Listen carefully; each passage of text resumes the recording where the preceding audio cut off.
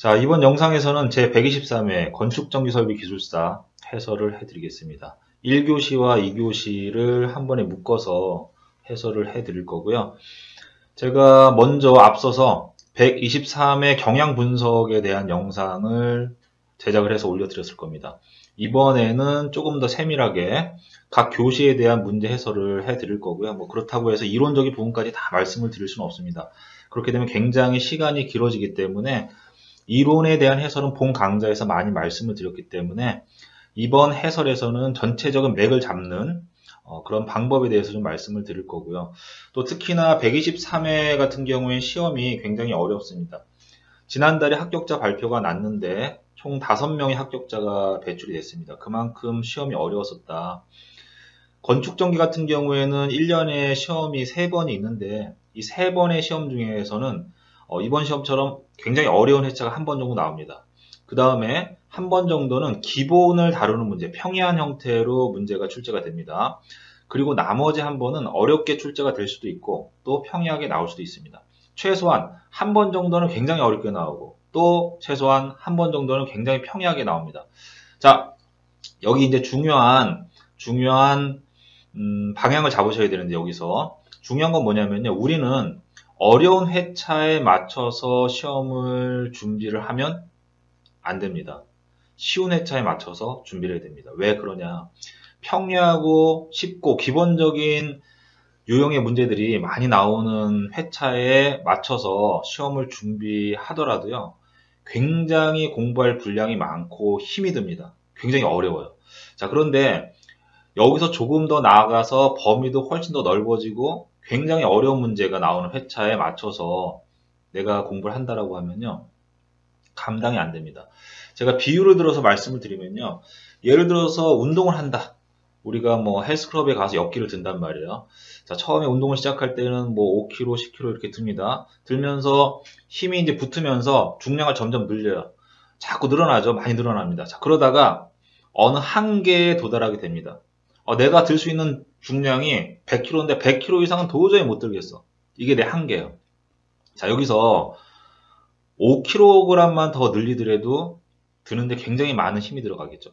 처음에 운동을 시작해서 10kg, 20kg 쭉 중량을 올리던 그때보다 훨씬 더 중량을 늘리는데 많은 힘이 들어갑니다. 왜? 이미 내 한계치에 다다랐기 때문에. 처음에 10kg를 늘렸을 때, 0kg에서 10kg를 늘렸을 때의 중량을 늘리는 그 노력하고요. 100kg에서 1kg을 늘릴 때 그 노력은 수십 배의 노력이 더 들어가죠. 때에 따라서는 그 중량을 못 들 수도 있어요. 공부도 마찬가지라는 얘기예요. 기술사는 어느 한계점에 다다른 상태까지 공부를 해야 되기 때문에 거기서 조금만 범위를 넓히더라도 너무너무 힘이 든 거예요. 그래서 최소 유효 범위라는 걸 선정해야 됩니다. 기술사 공부에 필요로 하는 유효 범위를 정하되 그걸 최소화시켜서 거기에 집중적으로 시간과 노력을 투자해서 공략을 해야 돼요. 그리고 응용력을 배가시켜서 자기의 실력을 향상시키는 쪽으로 가야지 자꾸 어려운 문제, 코너에 나와 있는 문제들을 손대서 풀기 시작하면요. 한도 끝도 없어지고 오히려 실력이 향상이 안 돼요. 왜? 분산이 되니까, 에너지가 분산이 되니까. 자, 123회 같은 경우에는 전체적으로 문제가 조금 난이도가 높았는데 특히나 3교시 같은 경우에는 문제가 굉장히 어려웠어요. 위험물과 관련된 문제도 나왔고요. 그 다음에 조도 측정에 대한 부분이 나왔는데 거기는 우리가 쉽게 다루지 않는 진짜 정답이 뭔지 찾을 수 없는 그런 조도 측정 방법들이 있거든요. 그런 것들은 답안지를 쓸 수가 없어요. 그런 문제들이 3문제 이상이 나왔단 말이에요. 6문제 중에 4문제를 선택해서 풀어야 되는데 3문제는 손도 못 대겠어요. 이런 교시에 각 회차별로 이렇게 어려운 교시들이 한 번에서 2번 정도 나오는 경우가 있거든요. 이런 교시가 있으면 대부분의 수험생들이, 응시생들이 그 시험에서 시험을 포기하게 됩니다. 에라 모르겠다, 이렇게 간단 말이에요. 자, 그런데 그렇게 가지 마시고 기본에 충실하시면서 그렇게 어려운 회차, 어려운 문제가 나왔다고 하더라도 나만 어렵게 느끼는 게 아니라 다른 상대방도 어렵게 느끼거든요. 똑같이 어렵단 말이에요. 기술사 시험은 상대평가이기 때문에 정답에 가까운 답을 써줘야 되지만 어려운 문제 같은 경우에 정답을 쓸 수가 없어요. 그럼 어떻게 해야 되느냐? 남들보다 조금 더 나은 답안지를 쓰면 되는 거예요. 어차피 합격자는 아무리 어려운 시험이라고 하더라도 최근에는 5명 정도는 배출하고 있거든요. 5명 정도 뽑기 때문에 남들보다 조금 더 잘 쓰면 되는 것입니다.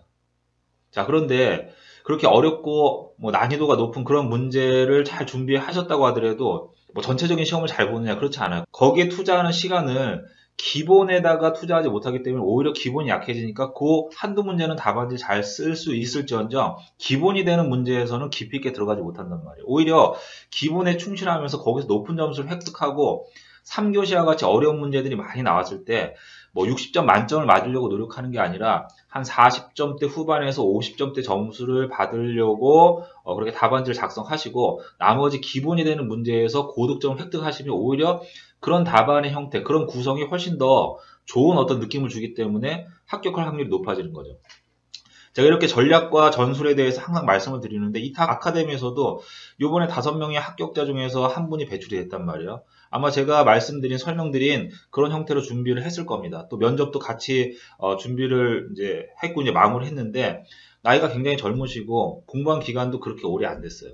건축전기 같은 경우에 통상적으로 최소한 5년 정도는 공부를 해줘야 되거든요. 요번에 합격하신 분은 2년 좀 안 되게 저와 같이 공부를 했습니다. 자, 전략을 잘 수립하시고요. 범위를 넓히지 마세요. 그러한 부분에 중점을 둬서 제가 문제 해설도 간략하게 말씀을 드리고 맥을 좀 잡아드리겠습니다. 자, 1교시를 보겠습니다. 1교시 제가 지난번 경향 분석 자료에 띄워드린 그 내용인데요. 총 13문제가 나왔는데 이 13문제 중에서 10문제를 선택해서 풉니다. 자, 항상 이렇게 가셔야 돼요. 10문제를 선택해서 푸는데 10문제를 다 잘 쓰겠다. 이렇게 공부하시면 공부할 범위가 엄청 넓어져. 이렇게 하지 마시고 8문제, 7문제에서 8문제 정도는 정확하게 내가 맞추겠다. 그리고 나머지 두세 문제 정도는 60점 만점을 기준으로 했어요. 60점이 아니라 한 10점 만점을 기준으로 했을 때 각 문제당 10점이니까 6점을 받겠다라는 목표보다는 한 4점에서 5점 정도 획득하겠다. 그리고 앞에 잘 쓰는 답안지 7개에서 8개는 한 7점, 6점에서 7점 정도 받겠다라고 하면 평균점이 60점을 넘어갑니다. 이런 형태로 전략을 수립하시는 게 좋습니다. 그러면 범위가 좁아지기 때문에 시간과 노력을 집중적으로 투자하실 수가 있겠죠. 깊이 있게 들어갈 수도 있고 또 응용력도 생기게 됩니다. 자, 1교시 같은 경우에 제가 선택해야 되는 문제를 이렇게 이제 선정했습니다. 했고요. 보시면 다 일반적으로 쓰실 수 있는 문제입니다. 어렵진 않습니다. 자, 1번 문제 같은 경우에는 이렇게 보셔야 돼요. 제가 문제 해설을 가지고 또 말씀을 드리겠지만, 자, 1번 문제는요, 설계를 조금 해보셨다라고 하시면, 이거 맨날 협의하는 사항들이에요. 이 내용은 우리가 설계할 때 건축도 모이고, 기계도 모이고, 소방도 있고, 정보통신도 있고, 전기도 있고, 같이 모여가지고, 이거 가지고 크로스 체크하면서 항상 그 설계를 같이 진행하지 않습니까? 그래서 이런 내용들을 적정하게 나열해 주시면 되고요. 이런 문제 같은 경우에는 잘 써도 그렇고 못 써도 그렇고 고득점을 받기가 어려워요. 이건 기본적으로 한 6점 정도 받는다 생각하시고 한 페이지 정도를 작성하시면 되고요.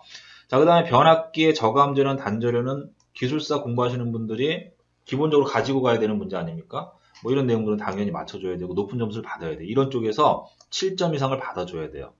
자, 그 다음에 단락전류에서 우리가 피크 값이 2분의 1 사이클에서 이제 발생이 되는데 이 부분도 저는 항상 이제 강조해서 말씀을 드리는 건데 이걸 가지고 우리가 퓨즈의 어떤 퓨즈에서 발생되는 여러 가지 이제 현상들, 기계적 강도, 열적 강도 우리가 논할 때 2분의 1 사이클을 가지고 기계적 강도를 결정하지 않습니까? first cycle, 그 다음 interrupting, 그 다음에 steady state 요 세 개의 구간으로 나눠 가지고 열적 강도를 정할 것이냐, 기계적 강도를 정할 것이냐, 차단계 차단 용량을 구할 것이냐 이런 것들이 결정이 되는데 그 공부를 열심히 하셨다라고 하면 이 부분에 대해서도 답안지를 굉장히 잘 쓰셨을 거예요. 이런 부분도 한 7점 정도 이상을 받아줘야 돼요.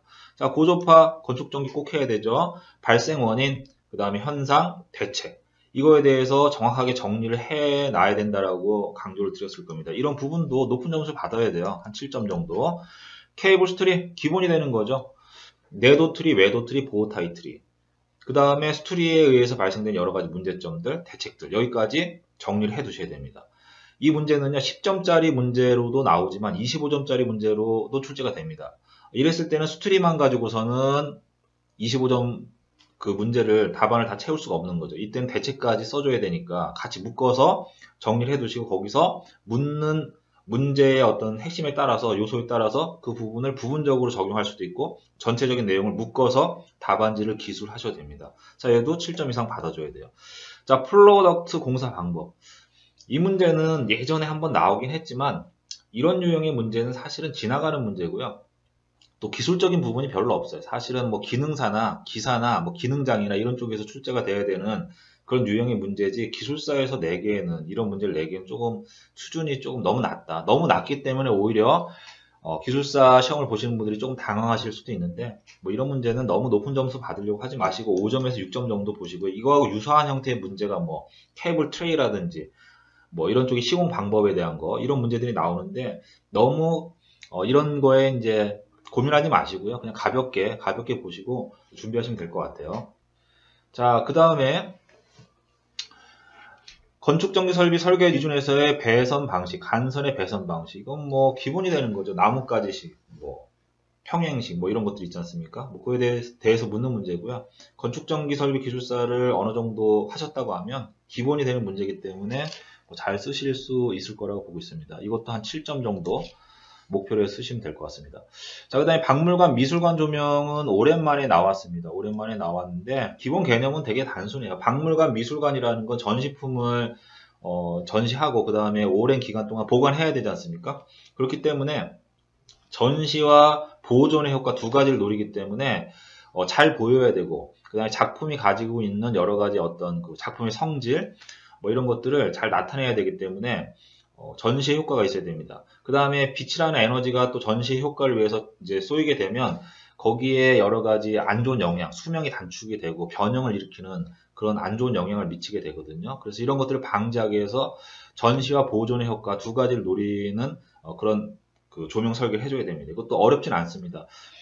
기본적인 내용을 공부하셨다라고 하면 이 부분도 6점 이상은 충분히 획득을 하실 수 있으셨을 거예요.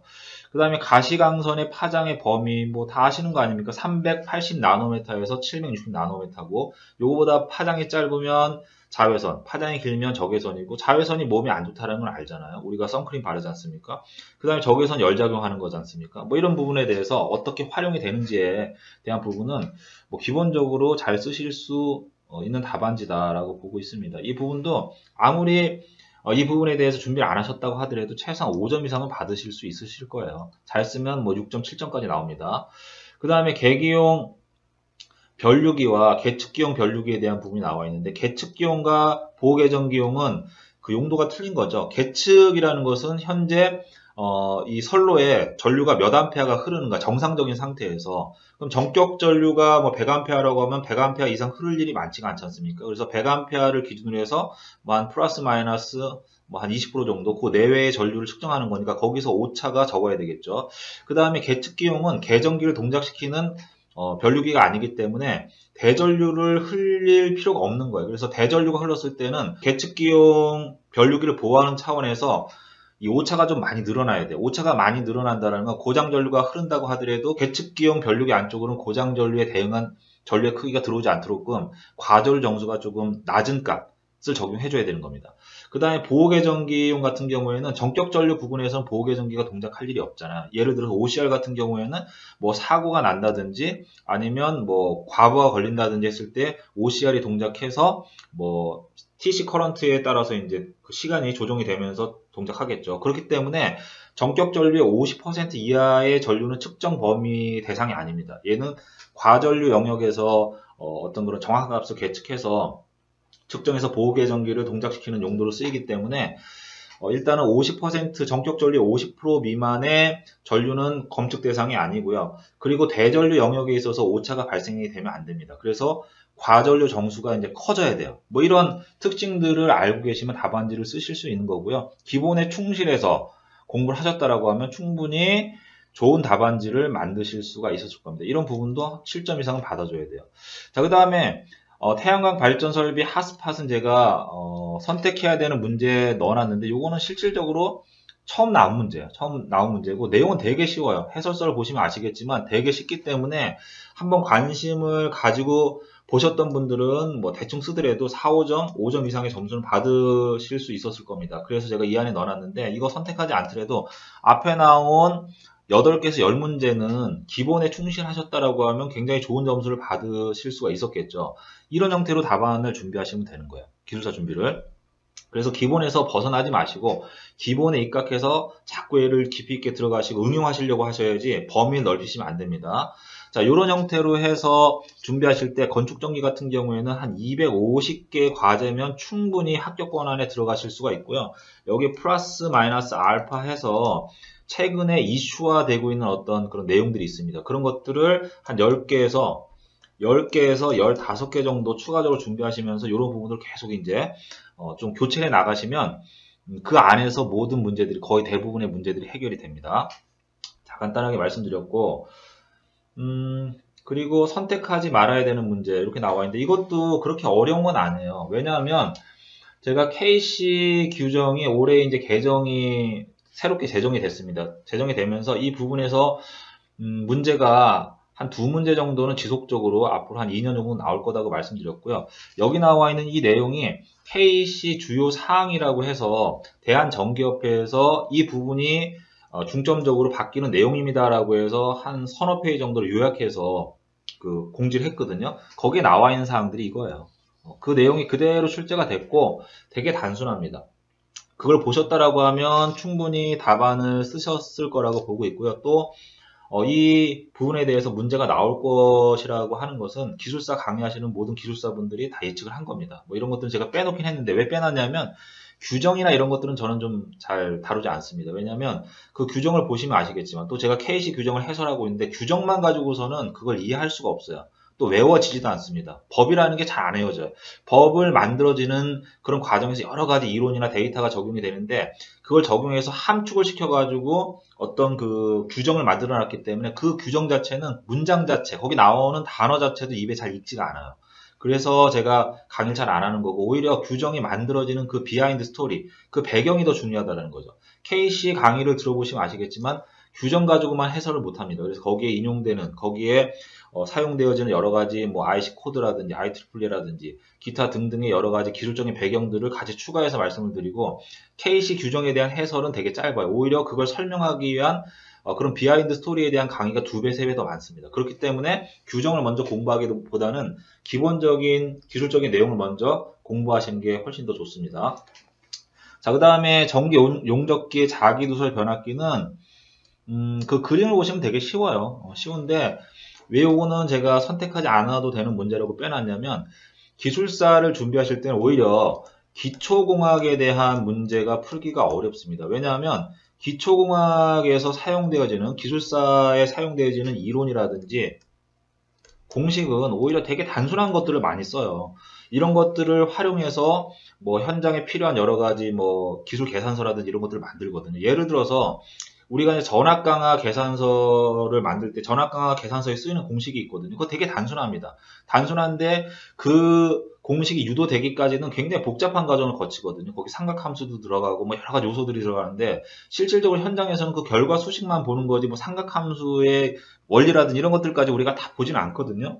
그렇기 때문에 오히려 기초공학에 시간을 투자할 수 있는 여력이 별로 없어요. 왜냐하면 지금 말씀드린 제가 앞에서 선택해야 되는 문제 11문제 여기에 해당되는 기본적인 사항을 공부하는데도 진짜 죽을 둥 살 둥 공부해야 됩니다. 그런데 자주 활용되지도 않고 현장에서 쓰이는 이론도 아닌데 거기에 힘들어 죽겠는데 또 여기다가 많은 시간을 투자해서 공부하는 것이 쉽지가 않다는 얘기예요. 아까 제가 100kg의 엽기를 드는 것을 가지고 예를 들어서 말씀드렸지 않습니까? 이게 100kg이라고 해서 내가 간신히 들었는데 여기에 기초공학이라고 해서 다시 또 100kg을 얹히게 되면 사람이 그 엽기에 깔려 죽겠죠. 이렇게 해서 포기를 하게 되는 거예요. 그래서 이런 부분들은 자주 활용되는 부분만 발췌해서 공부를 하시면 되고요. 또 이 문제가 자주 나오는가에 대한 부분을 한번 보셔야 돼요. 또 이 이론이 기술사를 공부하는데 자주 활용되는, 많이 활용되는 이론인가를 한번 보셔야 돼요. 많이 활용 안 되잖아요. 다음에 또 출제될 확률이 거의 없습니다. 잘 안 돼. 15년 만에 한번 나올까 말까 한단 말이에요. 그럼 이런 내용들은 과감하게 스킵하고 넘어가셔도 합격하는 데는 지장이 없어요. 왜? 지금 13문제를 가지고 말씀드렸는데 이거 선택 안 하더라도 앞에 11문제 정도 충분히 잘 쓸 수 있었지 않습니까? 그럼 이거 공부 안 해도 기술사를 합격하는 데는 아무런 문제가 없다는 거죠. 기술사 공부하시는 분들이 좀 이런 생각을 하셨으면 좋겠어요. 기술사 공부하는 건요. 기술사를 빨리 합격하기 위한 거예요. 자격증 시험이에요. 물론 이 자격이라는 게 뭐 엔지니어링 쪽에서 상당히 대우를 받는 자격입니다. 뭐 기사 자격이 지금까지 10만 명 정도 합격자가 배출이 됐거든요. 10만 명 좀 넘을 거예요. 전기 기사하고 공사 기사, 산업 기사 제외하고. 그런데 건축 전기는요. 지난 40년 동안 전체적으로 배출된 인원이 한 900명 정도밖에 안 돼요. 기사 대비해서 0.9%밖에 안 되지 않습니까? 기사 자격 합격률도 지금 15% 정도밖에 안 되거든요. 그러면 이게 얼마나 어려운 시험이에요. 어려운 시험인데 일단은 자격증을 빨리 합격한다라는 관점에서 공부를 하시는 게 좋고요. 내가 부족한 부분들, 이론적인 부분이나 실무적인 게 부족하다고 하면 그 부분을 기술사 공부하면 다 보완할 수가 없어요. 너무 많기 때문에. 합격하시고 나서 내가 관심 있고 하고 싶은 공부를 따로 하셔야 되는 거예요. 학문적인 거, 엔지니어링의 어떤 그런 부분들하고 기술사 시험에 합격하는 공부하고는 약간 틀리다고 보셔야 돼요. 이해하셨죠? 자, 제가 좀 길게 말씀을 드렸는데 이런 관점에서 접근을 하시면 좋을 것 같습니다.